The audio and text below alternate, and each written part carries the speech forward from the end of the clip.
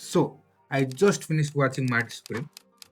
Oh god, I love Timothy Chalamet.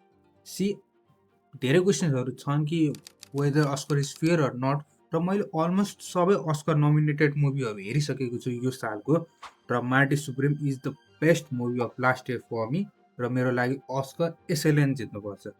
This movie is based on the character Marty Mauser, र जुन हिसाबले यसको डाइरेक्टरले एकदम रियलिस्टिक राखेर बनाएको छन् त्यसले गर्दा पनि it turns out to good, र अस्कर जित्ने चान्स पनि धेरै छ। यदि तपाईँले मार्टी माउजरको क्यारेक्टर स्क्रिनमा देख्दै जानुहुन्छ तपाईँ त्यति नै त्यो क्यारेक्टरमाथि इन्भेस्ट हुँदै जानुहुन्छ।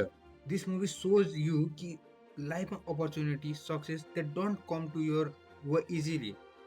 लाइफमा hustle is not an option if you want to survive in this cruel world.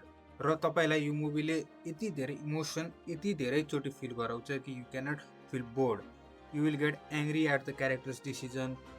त्यसपछि तपाईँले त्यो मुभीको क्यारेक्टरहरू देखेर माया लाग्छ, दया लाग्छ, पिटी त यतिचोटि लाग्छ कि मिल्ने भयो मैले नै माटीलाई पैसा दिएर पठाइदिन्थ्यो होला क्या, जा भाइ जा, जिले आफ्नो जिन्दगी भनेर।